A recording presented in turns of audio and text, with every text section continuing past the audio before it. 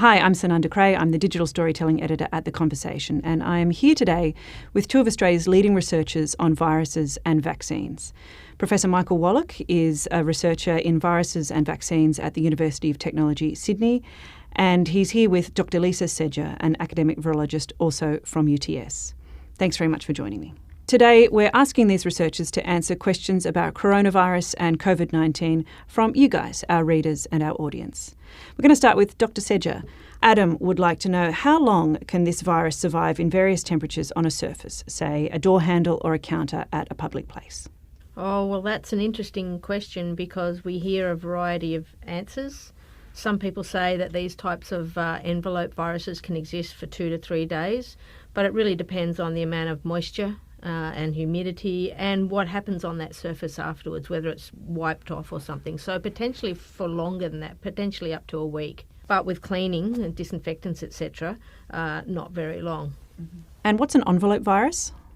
Well, viruses are basically nucleic acids, so DNA, like is in all of the cells in our body, or RNA, and then they have a protein coat. And then outside of that, they have an envelope that's made of lipids. So it's just an outer layer of the virus. And if it's made of lipids, you can imagine any kind of detergent, like when you're doing your dishes, disrupts all the lipids and the fat. That's how you get all the grease off your plates, right? So any detergent like that will disrupt the envelope of the virus and make it non-infective. So cleaning surfaces is a good way to try and eliminate an infective virus particle from, for example, door handles, surfaces, etc. Michael would like to know, if I could shrink myself down to microscopic size and watch a virus invade a cell, what would I see? Well, a virus is not like a bacteria. Now, bacteria is an entity all of its own, and it can replicate and make another copy of itself and grow on a nutrient source. A virus, however, is sometimes called a non-living entity because outside of a human cell, it can't replicate. It just exists as an entity. A virus is essentially just a piece of DNA, which is in the nucleus of every cell. It's what makes what our chromosomes are made of. So it's either that DNA or RNA surrounded by a protein coat, and sometimes there's also a lipid-based envelope outside of that again. The virus will somehow encounter a cell, and for respiratory viruses it's largely by us inhaling water vapour droplets. They may contain hundreds of viruses. Those viruses then will attach or be exposed to our respiratory epithelium. If the virus can actually bind to the respiratory epithelium cell, then it might get inside. Once inside, it may or may not have the capacity to actually undergo replication, but it has to uncoat from that protein shell. Then the nucleic acid, the DNA or RNA, has to make another copy of itself. Then all the genes that are in the virus have to get expressed as proteins. They then reassemble into a new viral particle, and then the virus will get out of the cell. Sometimes it'll lyse the cell, sometimes it'll just bud out from the cell and leave the cell intact. And that's what a virus is. That's why some people call them living or non-living, because they can only replicate inside a cell, a host cell. And it's not like viruses have a will. It's not like they want to do this.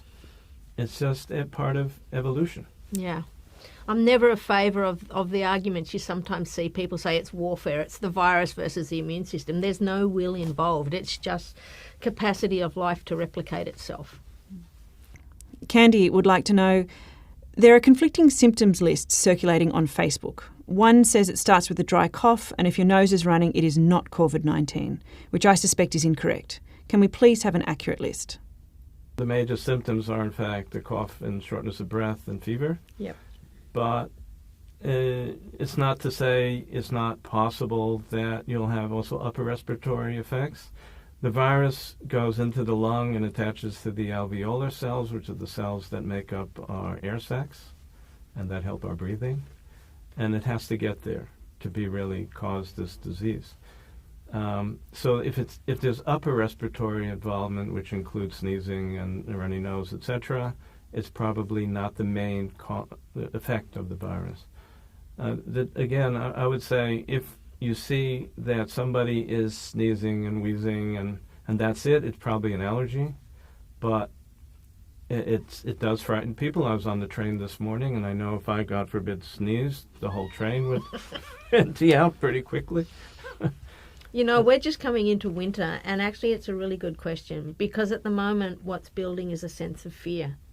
But we must keep in perspective that there will also still be the normal seasonal cases of flu. So just because somebody sneezes or has a sore throat does not mean that they've got COVID. And we need to make sure, I think it's really important that we don't stigmatise people who have symptoms, because it may not even be COVID. And we're all at risk from any respiratory tract infections, and already have been for years. That's not a new thing. We just need to keep things in perspective.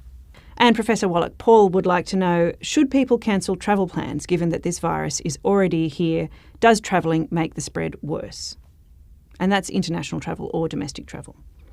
So this question has come up to many different governments from around the world who've reacted very differently. Australia has been very strategic in banning travel to certain places. And of course, those places you would not want to travel to at the time when there's an outbreak, like China and Italy, Iran, etc. I was also asked a question on ABC Tasmania. Should the Tasmanians restrict domestic travel to Tasmania? At the time, they had a single case. And I said to them, if you have one case, you most likely have more. You will not prevent the entry of the virus into Tasmania. But what restricting travel can do is restrict the number of people who are seeding that area with virus and make it more manageable. So it's a question of timing. As I was saying to you earlier, the cost-benefit of closing off travel has to be weighed very carefully because the economic impacts are very great. So I think it's a case-by-case basis. Ultimately, the planet is now seeded. And we're moving into the stage of exponential growth, and that it will affect travel very severely, where in all likelihood travel will be very much curtailed now. This question is, why do we make a bigger deal about coronavirus than the flu? Yes, and I understand the question. Flu exists. We get it seasonally every year, and then we get pandemic flu. And yes, people do die from influenza. I think it was 16,000 people in the US died last US winter. But the issue with this virus is that we don't yet know how to treat it particularly well. We're trialling antiviral drugs in China at the very moment. There's clinical trials on experimental drugs. There's drugs that doctors are using. But until that data comes in and we actually know what regime of antiviral drugs to use, then we don't really yet know how to treat it with antiviral drugs. The other thing is with flu, we have a vaccine. People can take the vaccine. Somebody gets sick in their family, the other family members can take the vaccine and prevent the spread of the virus. So the difference is with flu, we have ways to control it. We know about the disease. We know how it presents. This virus, we're still understanding the clinical presentation, and in different cohorts, so different age groups, different countries, different situations. We're still understanding the symptoms, and we don't yet fully know how to control it by antivirals, and we don't have a vaccine yet. I think one of the reasons we're being so careful is when it broke in Wuhan, at the beginning the mortality rate was extremely high. And with related viruses like SARS and MERS, it went as high as 35%. Whereas flu mortality rates is usually around 0.1%. So it was that very high mortality rate that gave a real shock. Had it continued, it would have been devastating. We're very fortunate that now we see it dropping down to the 2 to 3% level, and some say much lower. And we also know now that some people get COVID, have very minimal symptoms, and almost don't even know that they've been sick. So I think that fear and anxiety in that sense is lowering. And Molly wants to know, how far off is a vaccine? So we are working on vaccines in Australia. The group in Melbourne was the first to be able to isolate and grow the virus, and I've been in touch with them, in fact, this morning. We're working collaboratively nationally as well as internationally, collaborate with people at Stanford Medical School, who through Stanford and collaborations we have with them, we have worldwide about 15 vaccine projects going, plus all sorts of industry companies are aiming to make vaccines. In fact, one company in Israel early on announced that they believe that they can get to a vaccine within a few weeks. The problem with the vaccine is you may produce it even quickly, but it's testing it and making sure that it's actually going to help. There's a fear with Covid-19 that if it's not formulated correctly, to make a long story short, it can actually exacerbate the disease. So everyone has to take it slowly and carefully so that we don't actually cause more problems than we currently have. But I'm optimistic and believe that we'll get there.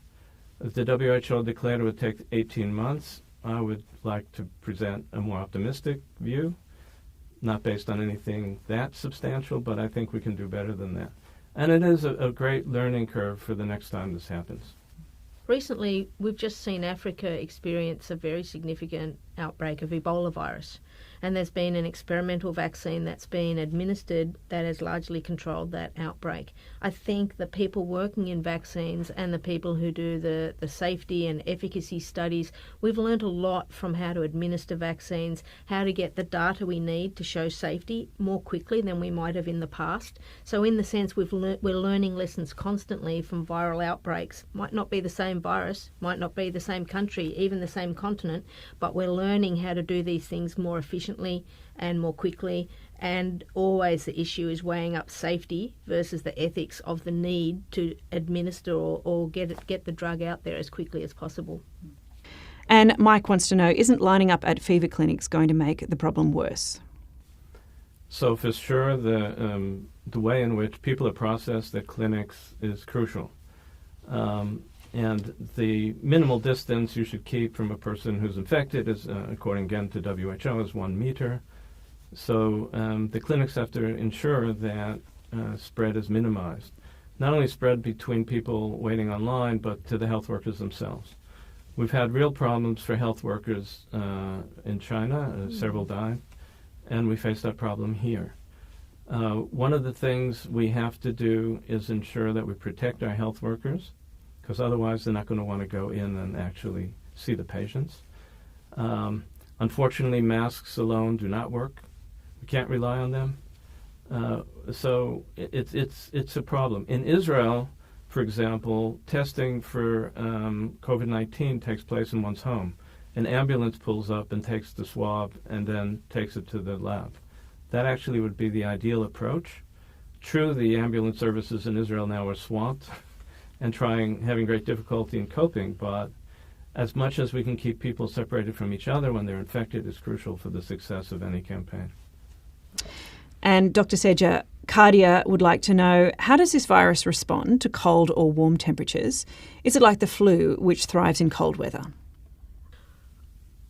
I have heard so many different things about this. I will be completely honest and say I'm not certain that we really know. What we know is when there's high humidity, viruses can exist for longer because they don't dry out. So that envelope we talked about is less likely to be dried out, and once that's dried out, the virus is less infective. It's not actually infective at all if it's disrupted that envelope. But whether it likes cold temperatures, high temperatures, we think it's not a warm temperature virus. We think it's more a cold temperature virus. China's just been going through their winter. Maybe one of the reasons it's been big in Italy is they've just had winter. We also think the coexistence of seasonal flu in Italy at the same time is probably one of the factors that's made it more severe. So, look, different circumstances in different countries, different climates. It's not just about climate, though. It's about susceptibility of various populations. Therefore, it's a hard question to answer. And here's a question from me that seems like there's two camps. There's the people who are genuinely really concerned, quite worried about the situation. We see that in the panic buying. And then there's the other camp of people who are saying, it's all been blown up, it's all hype, we don't really need to worry about it, it's too early to panic. And I just wondered, sort of, how do you reconcile those two views out there in the community? So early on in this outbreak, when I was interviewed also on the ABC and speaking to other groups, I took a very low panic view, maybe because I've been thinking about a pandemic for many years. And for me, it was always not a question of if, but when. I actually look at this in a way, in a positive sense. we're facing a pandemic that, as terrible as it is nothing in comparison to what could be if it's a pandemic flu, for example. We experienced the Spanish flu in 1918, which killed somewhere between 20 to 50 million people. So the order of magnitude of mortality right now is extremely low compared to other potential pandemics. If you take China out of the equation, we're about 1,500 people who died worldwide. That's not to say we shouldn't show great respect for the value of their lives. It's mainly very elderly people with complicating illnesses, and probably would have had the same effect if they were infected by flu. So my take on this whole thing is we all have to stay calm. We all have to accept the fact that this is part of nature. These viruses are out there all the time. We know them. I can detect now flu viruses in wildlife birds that are coming into this country now that can mutate and start affecting humans. So we have to be prepared.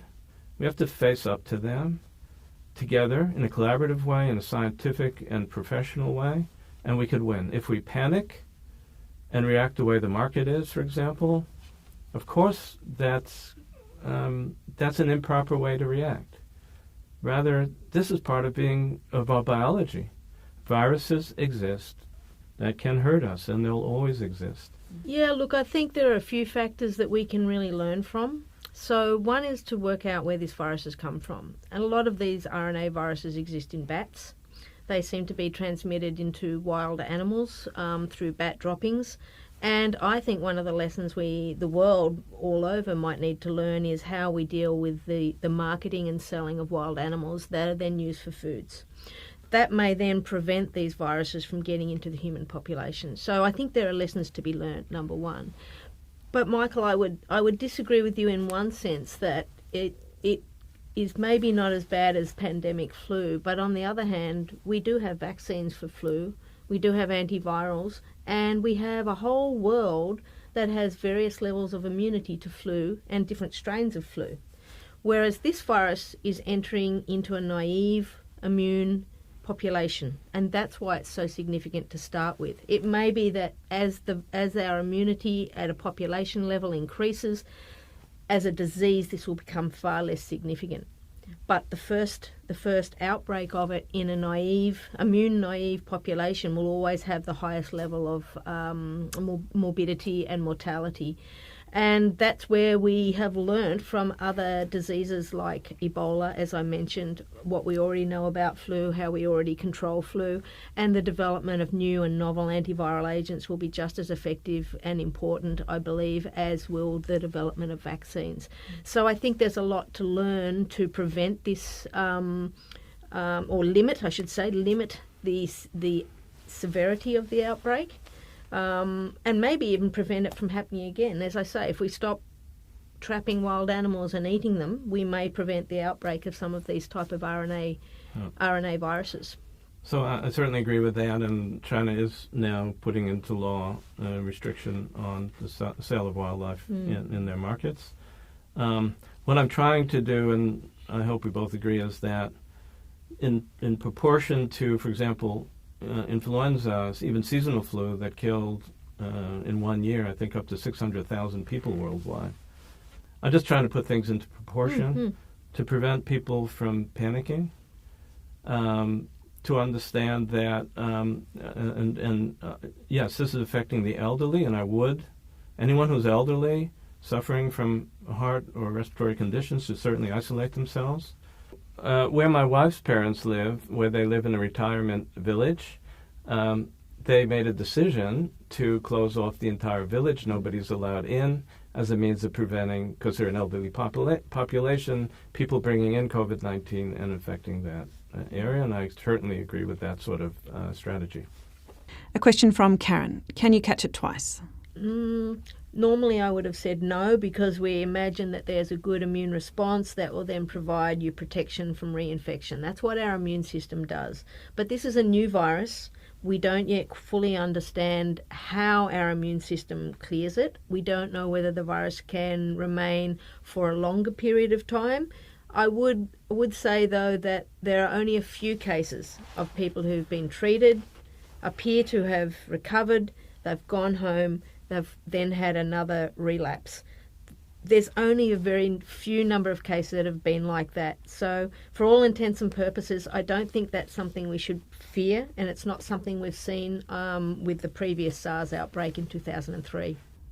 And Deirdre writes in to say, I heard on the radio today that half the population is likely to get this, and with, say, a 1% death rate, the body count will add up. And I wondered what you thought of that.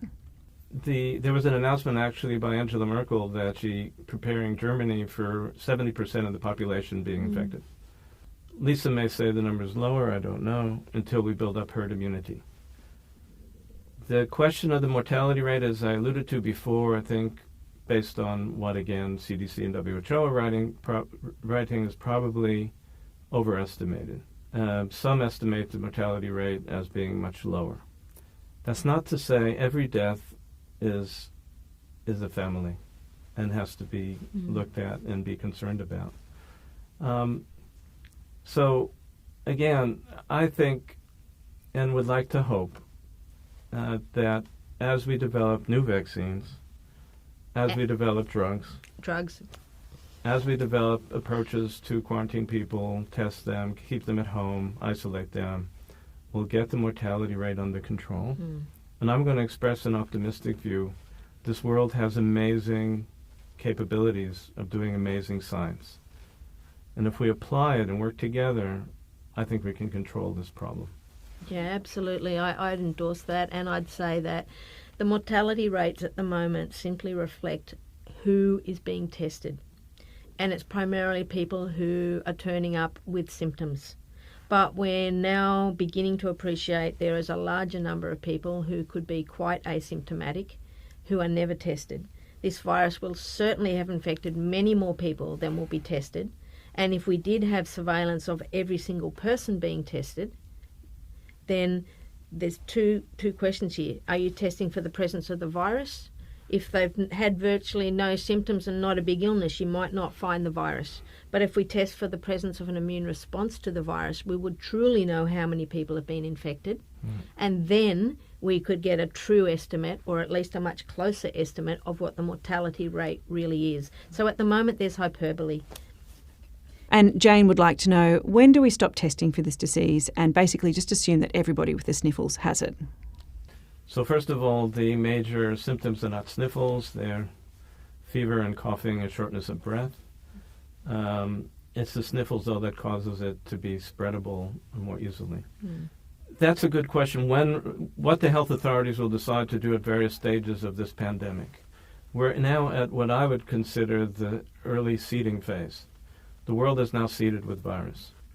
And different countries will go into exponential phases like described in Wuhan at different times. And how do they handle that will be a crucial question. I've seen all the different approaches from U.S., Israel, Iran. I think that a mixture of very strategic quarantine with travel restrictions, with bringing in other types of, certainly health authorities that will need to control the number of beds that are being occupied. For example, again in Israel, they just went over their bed limit, so patients are starting to be treated at home. So at some point, I think, depending on how the epidemic goes, if we can keep it under control, we can keep the testing going, we can keep control. If the exponential rise is too fast, we will lose control and the testing will become meaningless. There's already a paper just this week published in The Lancet that profiles survivors versus those who have succumbed from the infection. And we're starting to learn what some of those factors are. So as clinicians can better predict who are likely to be the more seriously ill people, they can better predict who should go to hospital for treatment. And as Michael has said, who are better actually just treated at home. And this question's from Jake. He wants to know, for people like myself living in Victoria, how likely is it that we can catch the virus? And is hand washing really the only thing we can be doing to protect ourselves? I think we now know that the virus is definitely in Australia. If you go to the New South Wales or Victorian Health Government websites, you can see them update the statistics daily, even less than a day. So that the truth is it's here, and it's probably in more people than we realise because we haven't tested as many people, and we now realise some people are asymptomatic or don't show classic flu-like symptoms. So it's here, and you can't say that you're not going to get sick. All right, that's the first thing to say. Second thing is, though, we can minimise what we do. Okay, so we can wash our hands constantly. We can try not to touch our face, our eyes, our ears, our nose. We've learnt, for example, even how do you dispose of a tissue when you sneeze or cough or, sneeze into your elbow. So it's just about common sense is what I think. It's no different really than protecting yourself from any respiratory virus infection, so seasonal flu or even a pandemic flu. And John would like to know, are the death rates likely to be lower in a country like Australia with lower rates of smoking than places such as China, Iran and Indonesia? Again, I think this is a little bit we have to watch and just wait and see. It's very hard to predict these things. It was intriguing that some of the highest death rates in China appeared to be men as well as just the elderly, and that might be because there's a high rate of long-term smoking, so almost like an endemic lung pathology within that community that somehow exacerbated the disease. In Australia, we may find that there are different populations that are the most at risk. So we know, for example, the virus uses a receptor to get inside of cells. That is a protein present on cardiac tissue. So people with known cardiac conditions may turn out to be at higher risk. And in a non-smoking type country, maybe people with existing heart conditions will turn out to be the most at risk. In America, we might find something quite different. What we might find is it's more socioeconomic.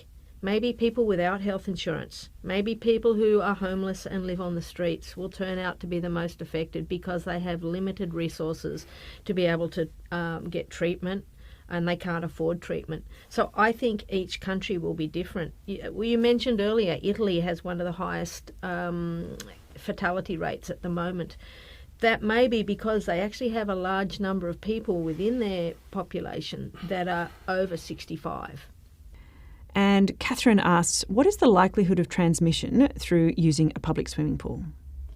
I would think quite small because A, the virus would be quite diluted in a swimming pool.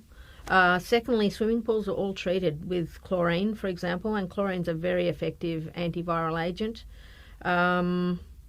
You'd have to drink a lot of swimming pool water to get the virus. I agree with that. Right. And Tim would like to know, how would quarantine work in a family?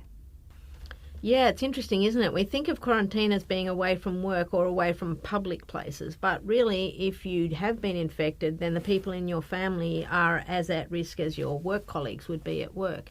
Again, I think it's about just common sense. Don't share food utensils, wash your hands, don't keep touching your face and your mouth and your nose. Get rid of tissues in a nice sort of clean manner.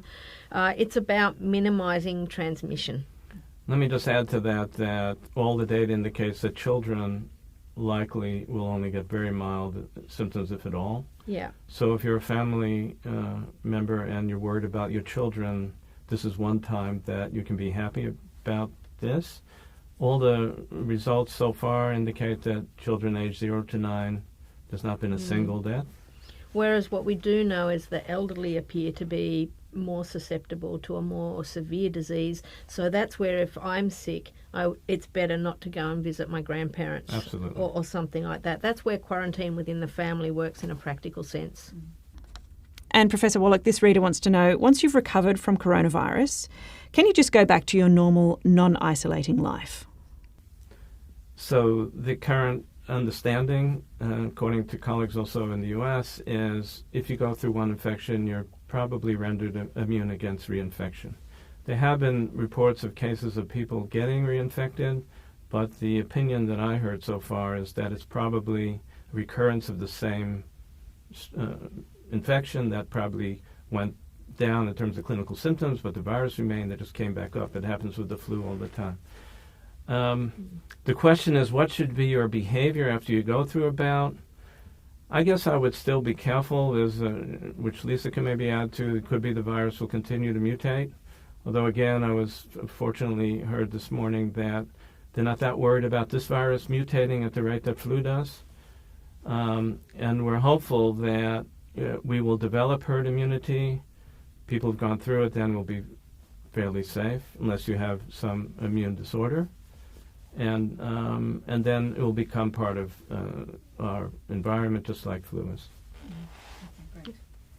Yeah, I think I just want to finish with a really positive note. I mean, we live in an amazing era of medical research and science. Within a very, very short period of time, parts of the virus had been sequenced. We now track the virus in its entire sequence. We know we have clinical trials for the drugs. We have people working on vaccines. We have epidemiologists better understanding the disease susceptibility within our populations. I mean, we learn a lot from other existing outbreaks of infectious diseases, and I remain positive that, the medical and scientific community working together will be able to solve this. I'm quite confident that there's a really strong response. That's not to diminish that people have died and it's been tragic, but we live in an era where we're exposed to infectious agents, and we are getting better and better at controlling most of those infections. So I'll just add and put in a plug for a program I'm very much involved with called SPARK, working with people at Stanford. We established a program for exactly this time when there's sudden outbreaks. And the program now involves 23 countries and around 70 institutions, all working together for outbreaks of Zika, Ebola, and now coronavirus. We're now working together collaboratively like never before. We're putting our egos outside, and we're saying we have social responsibility to do better, certainly in case of a pandemic. And we're doing it, and we're very proud to be able to say we have 15 projects going on now collaboratively that we just formed over the past 2 weeks, together with our colleagues all over the world. I also believe in a very bright future. All right. Well, thank you very much for joining us today. You're welcome. Pleasure.